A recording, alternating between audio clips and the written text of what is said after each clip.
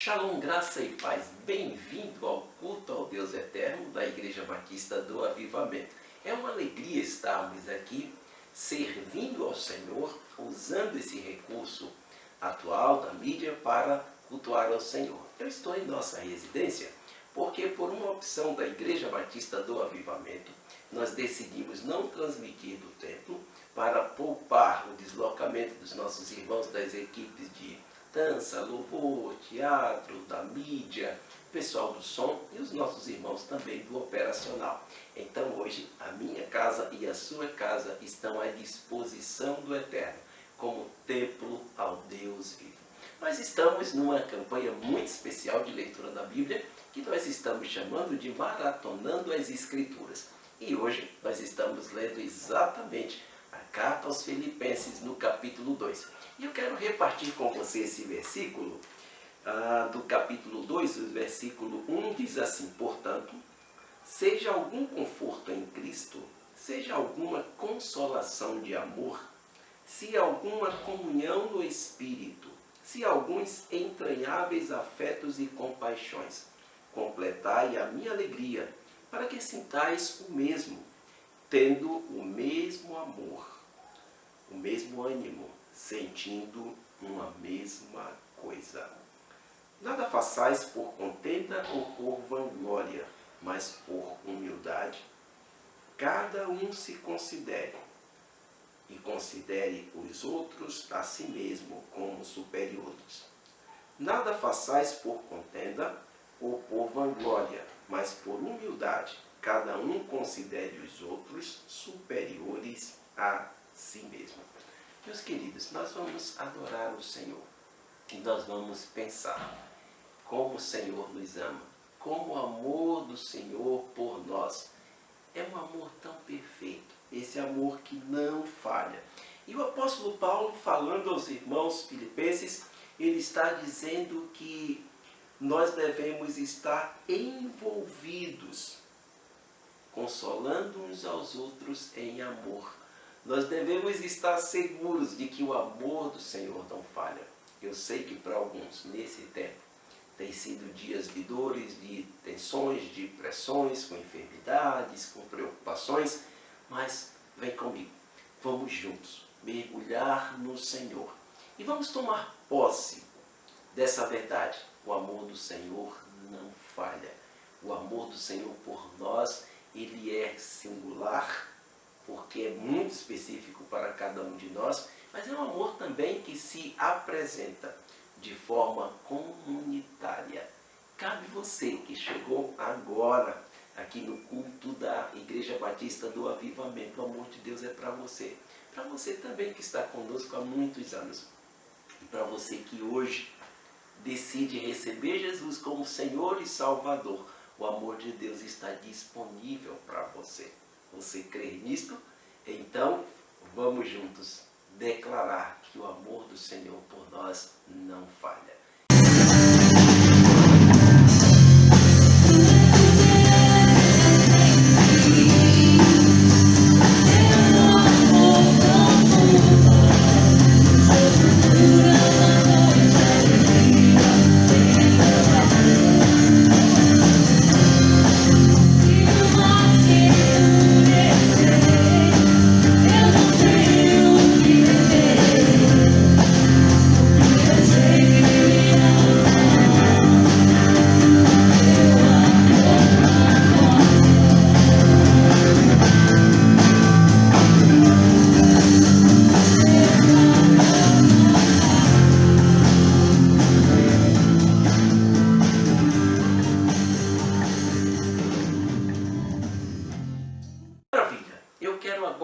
Agradecer a Deus por esse amor, orando com você e orando também por você. É você você aí em sua casa orando, eu aqui orando, e juntos nós vamos em Deus viver um momento muito precioso. Se você estiver perto de alguém da sua família aí, no aconchego do seu lar, segure na mão dessa pessoa.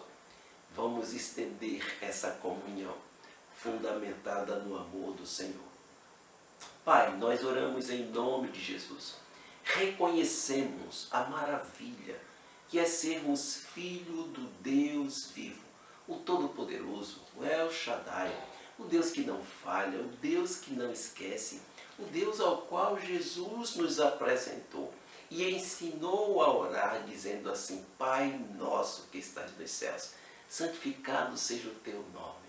Senhor, nós te agradecemos por ser nosso Pai, porque o Senhor nos ama, porque esse amor em Jesus foi tão grande, tão precioso e também preciso, assertivo, que nos alcançou, nos libertou, nos perdoou e nos leva diretamente a nos assentarmos à mesa como filhos do Senhor.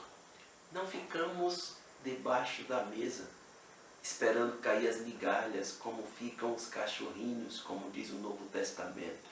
Não ficamos, Senhor, longe da mesa, como se servos, escravos fôssemos, mas nós nos sentamos à mesa. E por isso nós podemos dizer assim: filhos de Deus. Que maravilha! Muito obrigado por esse amor. Eu oro por cada irmão, cada irmã nesta noite. Oro pelos enfermos. Liberamos uma palavra de cura, de vida de Deus. Chamamos para a vida os enfermos. Oramos nesse momento e liberamos uma palavra de vitória, de ânimo, de alegria no Senhor, de regozijo no Senhor. Como diz o apóstolo Paulo: sim, a nossa alegria será completa no Senhor. Oramos em nome de Jesus. Amém. Então, me deixa partilhar com você algumas informações muito importantes. Nós vamos ainda permanecer por mais um domingo, fazendo culto de forma online, e vamos aguardar o posicionamento das autoridades, também a diminuição desses dias que são chamados de contaminação mais excessiva, e em seguida voltamos para as nossas atividades presenciais. Mas quarta-feira é o nosso dia tão querido, tão precioso, a quarta do avivamento. Olha, nós temos estudado a palavra de Deus, nós temos mergulhado em instruções muito especiais da palavra, e como nós transmitimos através de uma sala virtual, que é o Google Meet, então é possível haver a interação. As pessoas falarem, as pessoas expressarem, as pessoas orarem, e tem se tornado a cada quarta-feira um momento muito precioso, muito forte na presença de Deus, de muita instrução, de muito conhecimento bíblico, de muita revelação da palavra. E nós vamos crescendo em Deus. Quero lhe falar também sobre um encontro que nós vamos ter virtual. Mas eu tenho um sentimento que me dá assim uma pena, porque nós não vamos poder disponibilizar muitas vagas. Eu vou poder fazer esse encontro virtual com apenas 30 vagas. E eu quero desafiar você, porque é um encontro de envolvimento em profundidade com a Bíblia. Olha, você vai conseguir ler e entender as Escrituras de uma forma intensa, de uma forma completa e veloz. Nós vamos repartir nesses momentos algo muito lindo, muito forte na palavra de Deus. Eu posso dizer que você nunca leu a Escritura como nós vamos ler naqueles dias que vamos estar juntos. Melhor, na verdade, nós vamos estar algumas horas juntos.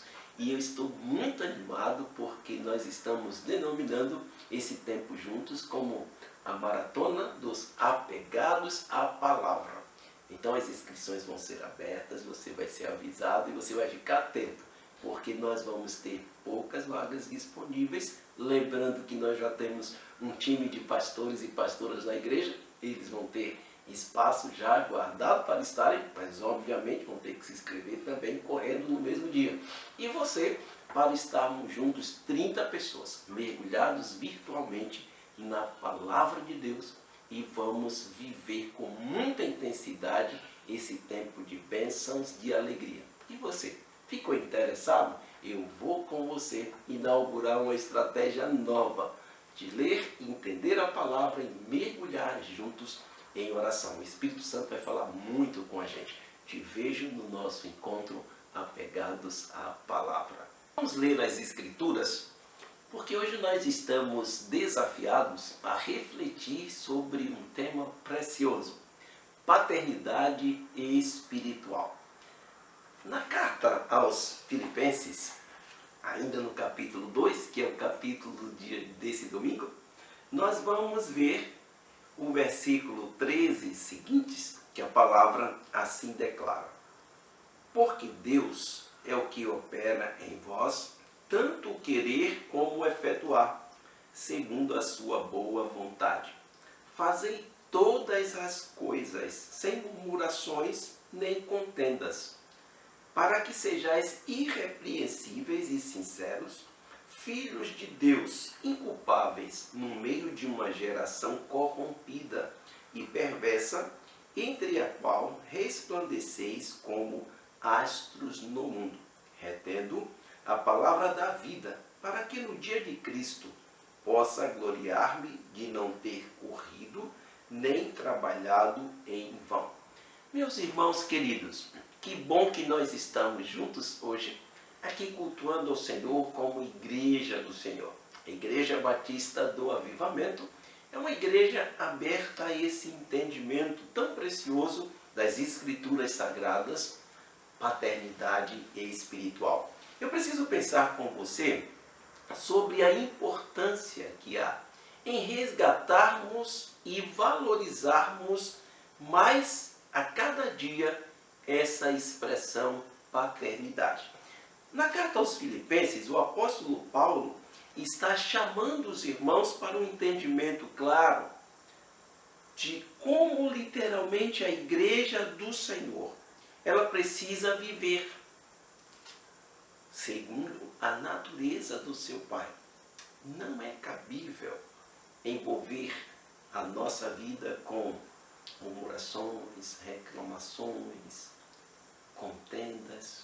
Esse texto da palavra está nos desafiando a pensar na nossa postura, na nossa natureza, como pessoas que são filhos de Deus, como pessoas que são filhas de Deus, vivendo numa geração que está corrompida. Porém, aqueles que reconhecem e vivem a sua natureza de acordo com a paternidade do Senhor, vivem como irrepreensíveis, inculpáveis, abandonando toda sorte de comportamento que não está nos caracterizando com a nossa natureza real.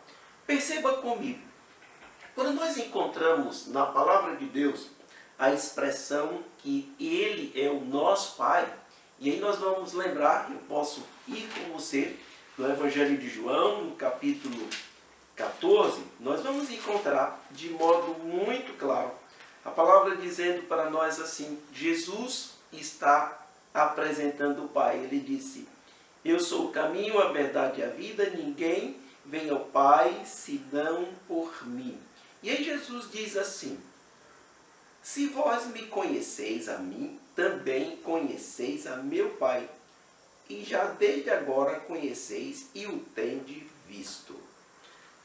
Irmãos, o que é que exatamente nós podemos aprender nessa dimensão? Veja comigo.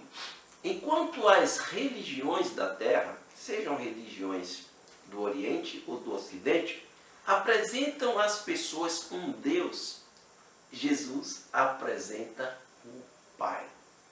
É lindo nós pensarmos que Jesus, ao apresentar-se como caminho, verdade e a vida, ele não diz assim: ninguém vem a Deus senão por mim. Ele diz assim: ninguém vem ao Pai senão por mim. E é interessante que nesse momento em que os discípulos estão pedindo a Jesus que ele mostre o Pai, Jesus diz: olha, você pode ver isso na vida, na natureza, na realidade do Filho dele que está entre vós. Mas eu acho poderoso nós pensarmos também que Jesus, ao tratar esse tema de paternidade espiritual, ele nos leva a um foco muito especial, que é nós estarmos conhecendo e vivendo nossa relação com Deus como nosso Pai. E aí nós conseguimos romper com aquela ideia do Deus distante, do Deus que não se importa conosco, do Deus que virou as costas para nós, de um Deus castrador, punidor. Pelo contrário, Jesus nos apresenta o Pai. E quando Jesus nos apresenta o Pai, Ele está nos inaugurando um caminho para vivermos um nível de intimidade que os filhos podem ter com os seus pais. E aí eu quero lembrar dois aspectos disso. Primeiro, aquele nível de proximidade, carinhoso, afetuoso, de proteção, quando Jesus chama o Pai de Abba. Quando ele se relaciona pensando com uma criança que é pequena, que depende, que usufrui da proteção e da provisão do Pai, dizendo assim, Abba, Pai. Mas Jesus nos apresenta também uma outra dimensão que fortalece o nosso entendimento, que nós podemos viver a dimensão da paternidade espiritual com intensidade. Olha nesse capítulo 14 do Evangelho de João, no versículo 26, Jesus diz assim, mas aquele Consolador, o Espírito Santo, que o Pai enviará em meu nome, vos ensinará todas as coisas e vos fará lembrar de tudo quanto vos tenho dito.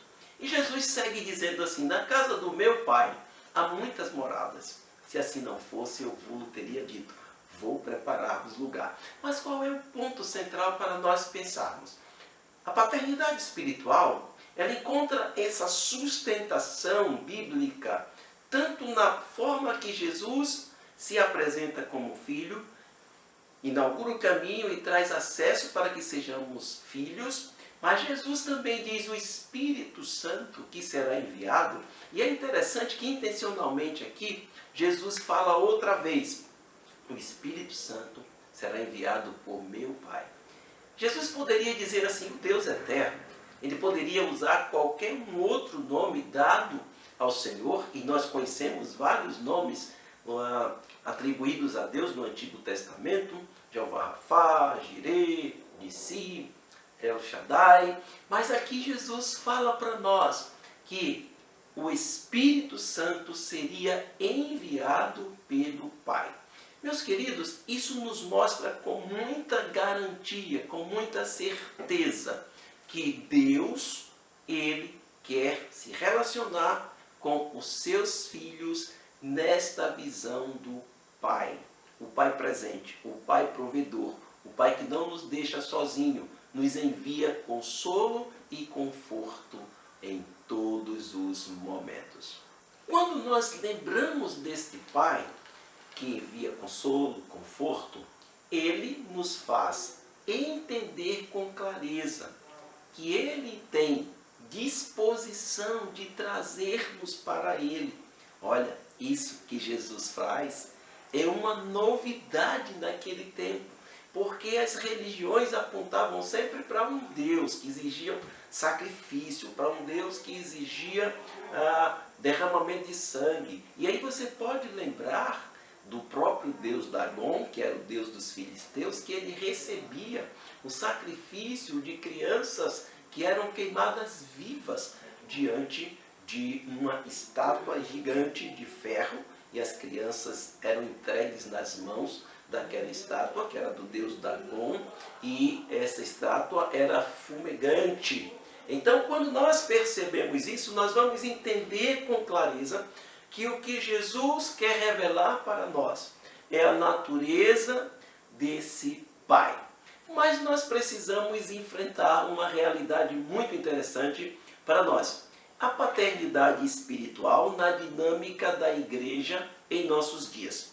Por que, meus queridos? Porque a igreja hoje tem lidado com as pessoas no discipulado, no ensino da palavra, e a igreja abraça esta visão de revelar às pessoas a paternidade de Deus num relacionamento mais próximo, em que um discipulador, ele se aproxima de uma pessoa e começa a lidar com ela como alguém que exercita essa paternidade de Deus com o seu filho, ensinando, orientando, levando ao crescimento, levando a um nível de abundância, de amor, de graça e de misericórdia.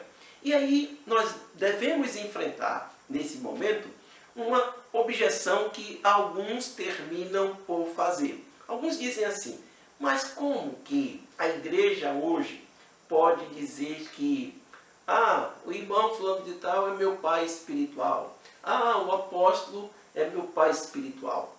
E alguns dizem assim, não, mas não pode mais haver esse tipo de compreensão, porque foi o próprio Jesus que disse a ninguém chameis de pai. Aí onde é que está isso? É muito interessante darmos uma olhada na Bíblia, no capítulo 23 de Mateus, mais precisamente os versículos 8 e 9 desse capítulo. O próprio Jesus, e aí vem o ponto, censurando os escribas e fariseus, ele diz, vós, porém, não quereis ser chamados rabi, porque um só é o vosso mestre, a saber, o Cristo, e todos vós sois irmãos. E a ninguém na terra chameis vosso Pai, porque um só é o vosso Pai, o qual está nos céus. Algumas pessoas, para atacar esse valor de paternidade espiritual na igreja, diz assim, Jesus diz para ninguém chamar de pai na terra, então não pode ter pai espiritual. Meus queridos, nós precisamos olhar todo o capítulo de Mateus 23 para entender. O que Jesus de fato está nos trazendo aqui?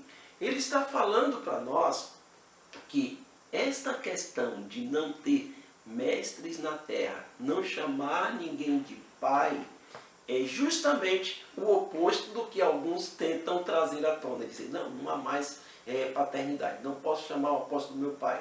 Não posso chamar meu discipulador de pai espiritual. Não existe pai espiritual. Pense comigo, com calma. Primeiro, se fôssemos ir no rigor da expressão, a ninguém mais chameis de pai na terra, você nem chamaria o seu pai biológico de pai. O outro ponto, quando Jesus de fato está exortando para isso, Jesus está apontando outra vez para a essência. Qual é a essência? Deus Pai. Então, aquelas pessoas cujo relacionamento com o Deus Pai, o modelo, a referência de quem flui toda a paternidade espiritual perfeita. Se os escribas e fariseus, eles não eram leais a Deus no relacionamento, eles impunham fardos pesados sobre as pessoas, mas eles mesmos não viviam os princípios de Deus. Aí a gente pode rapidamente pensar, o que é paternidade espiritual na igreja hoje? É um relacionamento centrado no amor cristão, entre duas pessoas ou mais, e elas estão focadas na vida do Cristo. E juntas elas crescem e exercitam serviços, ações de bondade e vão reproduzindo o modelo aprendido com aquele irmão mais experiente que é chamado de pai espiritual. Algumas pessoas já nos perguntam assim, de fato, se houver falha de um pai espiritual, alguém que a pessoa confiou o discipulado e a pessoa não foi maduro o suficiente, se alguém mais desavisado cobrar muito, exigir muito do novo crente ou daquela pessoa que aprende com alguém mais maduro, alguém também pergunta assim, qual é de fato a diferença entre a paternidade espiritual dos apóstolos, dos pastores e dos irmãos M12? Vamos compreender isso enfrentando essas questões. Primeiro, nós vamos entender que o apóstolo Paulo, se referindo a Timóteo, se referindo também a Tito, ele os chama de filhos. Nós temos conhecimento que o apóstolo Paulo não tem nenhum filho biológico. Então ele fala de dois jovens pastores, Timóteo e Tito, e fala exatamente sobre a vida desse prisioneiro que ele encontra, Onésimo, e ali ele ganha para Jesus. Ele gera na vida daquele homem ensino, possibilita transformações. Então você começa a compreender que o apóstolo Paulo, se referindo à igreja, no Novo Testamento, ele fala de alguém ser pai espiritual de outra. Ou seja, exercer a paternidade espiritual no nível terreno. Mas aí, enfrentando a questão da diferença entre a paternidade que os apóstolos exercem sobre a vida da igreja, nós podemos lembrar algo. Primeiro, os apóstolos na igreja local, eles como pai espiritual, eles conseguem perceber o propósito de Deus para a vida da igreja. Eles conseguem com clareza despertar a visão recebida para a vida da igreja e levar a igreja a cumprir a sua missão. São pais espirituais na vida da igreja, do ministério como um todo. Quando nós entendemos que os nossos apóstolos, eles, ao perceberem a visão de Deus para a igreja, os apóstolos, quando eles captam o propósito de Deus para a vida dos discípulos, eles agem naquela dimensão que os pais biológicos devem agir. Lembrando que um pai biológico, ele deve representar para o filho uma figura de autoridade, uma figura de provisão e uma figura que dá limites e destino. Isso significa que, na verdade, a paternidade apostólica na igreja local, ela vê a igreja como um todo, e às vezes igrejas, no caso da nossa igreja, nós temos Igreja Batista do Avivamento em Natal, em Macaíba, em Lagoa do Lima, em Angicos, e os apóstolos são responsáveis para receber de Deus a visão para aquele ministério e dar as ferramentas, dar a direção para que isso ocorra. Os pastores, eles trabalham junto com os apóstolos, ajudando na instrução, no ensino e no exemplo, sendo modelos.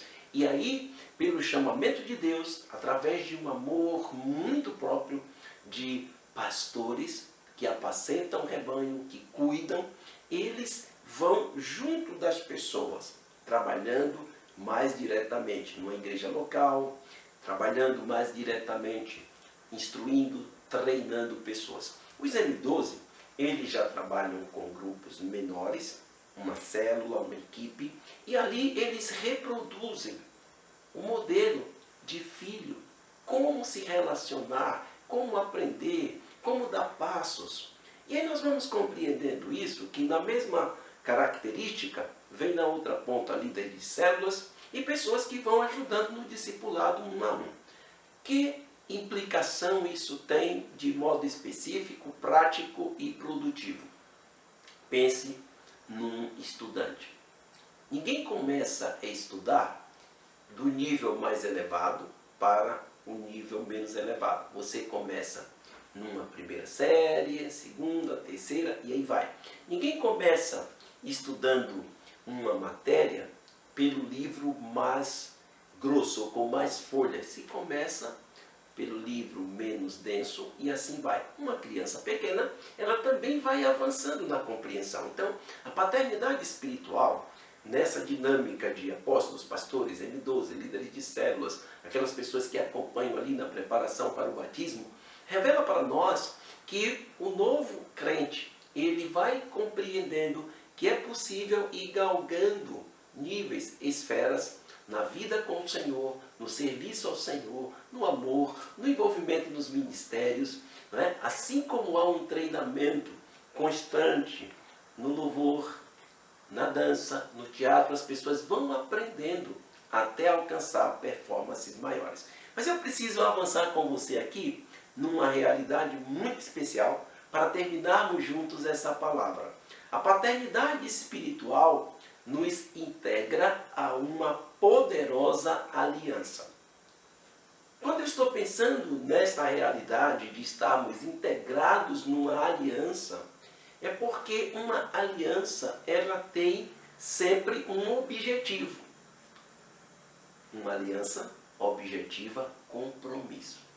É fato que a natureza humana, ela tem de certa forma uma dificuldade em se comprometer e cumprir os compromissos. Quando nós alcançamos esse entendimento que podemos de fato alcançar a compreensão da importância da aliança, que nos direciona para um compromisso.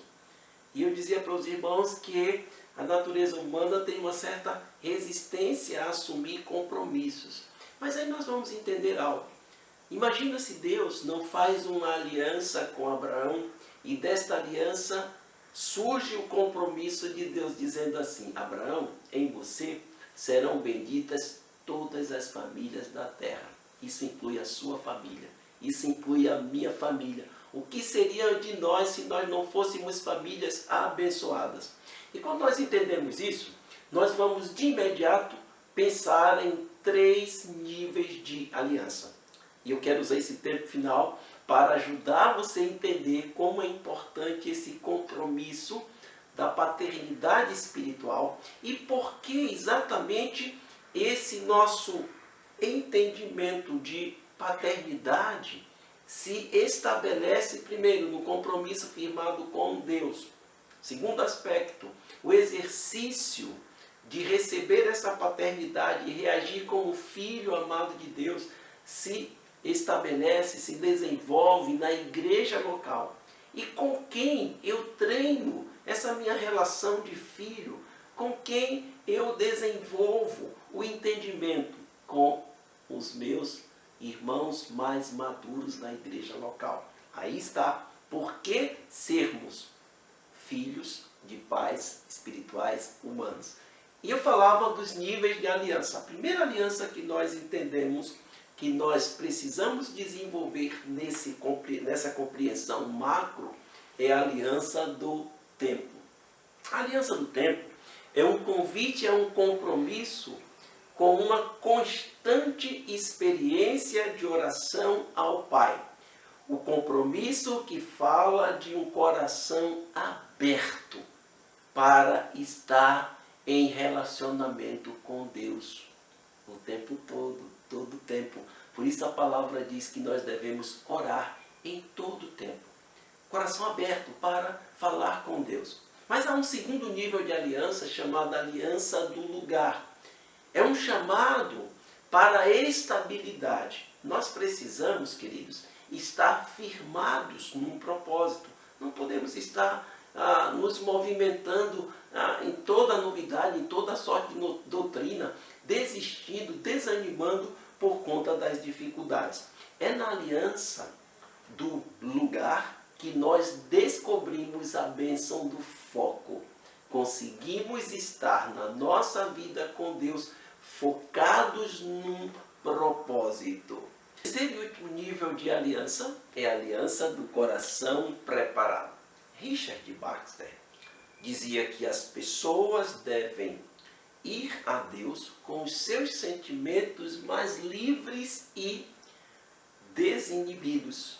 E eu penso que nesse momento que vamos com o coração preparado para Deus, nós devemos deixar os nossos sentimentos fluírem livremente na presença dele.